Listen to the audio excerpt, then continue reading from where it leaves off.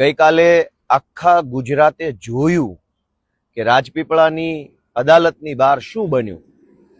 ગઈકાલે હું ચૈતરભાઈ વસાવાના તો નમસ્કાર મિત્રો, વિડીયોની અંદર તમારું સ્વાગત છે. કારણ કે અત્યારે મિત્રો ગોપાલભાઈ ઇટાલિયાનો બહુ વિરોધ ચાલી રહ્યો છે. મિત્રો ચૈત્ર વસાવાની સાથે મિત્રો અત્યારે તેના બહુ વિડીયો વાયરલ થઈ રહ્યા છે. તો મિત્રો અત્યારે ચૈત્ર વસાવાની એટલે કે રાજપીપળા મિત્રો કોર્ટની અંદર રહ્યા હતા ગોપાલભાઈ ઇટાલિયા ચૈતરભાઈને જામીન ઉપર છોડાવવા અને અદાલત સાથે થોડી વાતચીત મુલાકાત લેવા, તો એને જતાં એને અટકાવવામાં આવ્યા હતા. તો ગોપાલભાઈ ઇટાલિયા એવું કહી રહ્યા છે કે જ્યારે હું રાજપીપળા જતો હતો તો મને આગળ રસ્તા પર અટકાવવામાં આવ્યો. કાળા કાસવાળો કોપ્યો હતો અને કે મારી આગળ એને ઊભો રાખી દીધો અને ત્યારબાદ મને એના ઊભો રાખવાનો કે આદેશ છે ઉપરથી એવું મને કીધું. તો મેં ત્યાંથી તો કે પછી આગળ નીકળી ગયો, તો પણ હું એને બધું જવાબ લખું કરીને. તો હવે રાજપીપળા મિત્રો કે હું આવ્યો કોર્ટ અદાલતમાં, તો ન્યાકણે આવીને મને વકીલો સાથે રોકી. તો મને તો ઠીક, પણ મારી સાથે બીજા પણ અન્ય કામથી વ્યક્તિના વકીલ આવ્યા હતા, તેને પણ એની અંદર જવા નહોતા દેતા. એટલે કે રાજપીપળા મિત્રો કોર્ટની અંદર ન જવા દે ગોપાલભાઈ ઇટાલિયાને. તો ગોપાલભાઈ ઇટાલિયાએ ફરિયાદ લખાવી છે, એટલે કે કેસ કર્યો છે.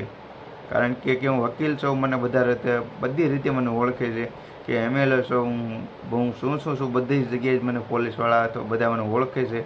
અને એડવોકેટ હું એટલે કે વકીલ છું એ તરીકે પણ મને ઓળખે છે. તો પણ મને જતા રોક્યો, તો એની માથે હવે કાર્યવાહી કરાવવામાં આવશે. તો ચાલો આખો ગોપાલભાઈ ઇટાલિયાનો વિડીયો જોઈ લો. જેટલા પણ લોકો જોવો છો એ ચેનલ પર ન હોય તો મિત્રો સબસ્ક્રાઈબ કરો અને વિડીયોની અંદર બતાવજો મિત્રો તમને આ વિડીયોના અંદર કોના પક્ષમાં છો તમે. આ વકીલ જે છે એ કોર્ટ ઓફિસર તરીકે ક્યારેય પણ કોર્ટમાં જવા માટે એને હક મળેલો છે અને રાઇટ ટુ રિપ્રેઝેન્ટ મારે મારા ક્લાયન્ટને અદાલતની સમક્ષ રિપ્રેઝેન્ટ કરવો એ મારો બંધારણીય અધિકાર છે, કાયદાકીય અધિકાર છે.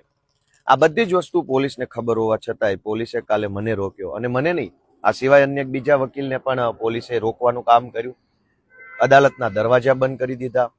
બીજા વકીલે તો દંડવત પ્રણામ કર્યા, ત્યારે માંડ એમને જવા દીધા. આ સમગ્ર ઘટનાની સૌથી પહેલા તો હું જે બાર એસોસિએશનનો સભ્ય છું, મેમ્બર છું, એવા ગુજરાત હાઈકોર્ટ એડવોકેટ્સ એસોસિએશન એટલે કે ટૂંકમાં ઘા, એ ગુજરાત હાઈકોર્ટ બાર એસોસિએશનને મેં મારી લેખિત ફરિયાદ આપી દીધી છે. આ સિવાય ગુજરાત રાજ્યના પોલીસ વડા ડીજીપી એમને પણ મેં મારી લેખિત ફરિયાદ આપી દીધી છે. આ સિવાય બાર કાઉન્સિલ ઓફ ગુજરાત, જ્યાં તમામ વકીલોની નોંધણી થયેલી છે અને વકીલોની સંસ્થા છે, એને પણ હું મારી લેખિત ફરિયાદ સાંજ સુધીમાં આપી દેવાનો છું. બાર કાઉન્સિલ ઓફ ઇન્ડિયા, એને પણ હું મારી લેખિત ફરિયાદ આજ સાંજ સુધીમાં હું આપી દેવાનો છું. એટલે કે મેં high court advocate association, bar council of Gujarat, bar council of India અને ગુજરાતના મુખ્ય પોલીસ અધિકારી, આ તમામને લેખિતમાં ફરિયાદ કરી છે કે પોલીસે એક વકીલને અદાલતની અંદર જતા રોકીને અદાલતના દરવાજાઓ